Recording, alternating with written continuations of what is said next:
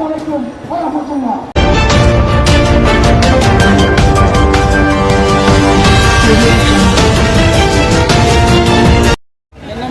আপনারা জানেন 24-এর গণ-অভ্যুত্থান বিভিন্ন নূর সহ মানবাধিকার পরিষদের নেতা কর্মীদের কি ভূমিকা ছিল 2018 কোটা সংস্কার আন্দোলনে 2018 কোটা সংস্কার আন্দোলনের মাধ্যমে এই যে কোটা দমনের কমিশন এটা থেকে মুক্তি দেওয়া যে কারিগর তারা হচ্ছেন এই গণঅধিকার পরিষদের নেতৃবৃন্দ।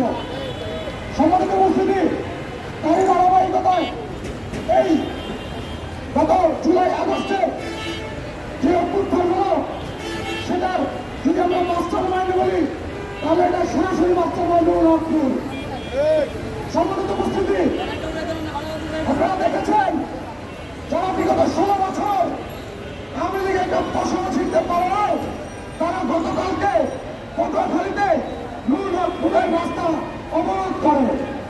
আপনারা দেখেছেন যারা গত 16 বছরের রাস্তায় নামতে পারে নাই আমরা তাদের জন্য আন্দোলন সংগ্রাম করেছি, তারা আজকে আমাদের রাস্তা ব্যারিকেড দেয়। অতি দুঃখজনক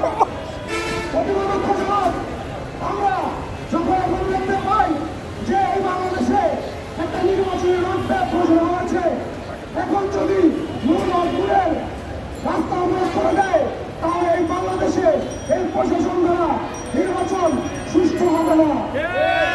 আমরা অতিরিক্ত সময় করতে চাই এই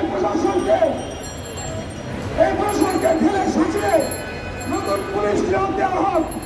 আপনারা জানেন গাজীপুর জেলা যে ডিসি আছেন, যে ইউনো আছেন, প্রত্যেকটা ইউনো এখনো আওয়ামী খুনিদের যে চেয়ারম্যান আছেন তাদেরকে নিয়ে মাসিক সভা মিটিং করেন।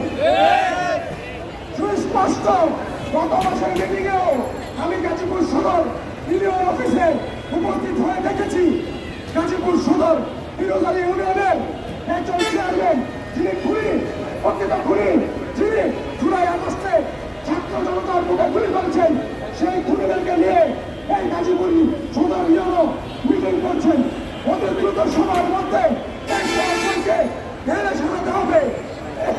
এই প্রশাসন দিয়ে কোনোভাবেই আগামী জাতীয় নির্বাচন সুষ্ঠুভাবে হতে পারে না। সম্মানিত উপস্থিতি, যারা আমাদের রাজপথে আদালত করবে আমরা তাদেরকে ঘোড়া থেকে টেনে তুলে ফেলবো ইনশাআল্লাহ। আমরা হাসিনার আমলেও বুক চিতিয়ে এই রাজপথে আন্দোলন করেছি, এই প্রশাসনের গুলি খেয়েছি, ধাক্কা খেয়েছি, মুক্তি খেয়েছি, কারণ আমরা ঘর কিছু হয়ে থাকি নাই, আমরা জানিত থাকবো না। মনে করে একবার দুবার হামলা করে আমাদেরকে প্রতিহত করবে, তারা বোকার সঙ্গে বাস করছে, তারা বোকার সঙ্গে বাস করছে, আমাদেরকে রুখার স্বাক্ষর তাদের নাই। আমরা জনগণের এই নিবেদিত প্রাণ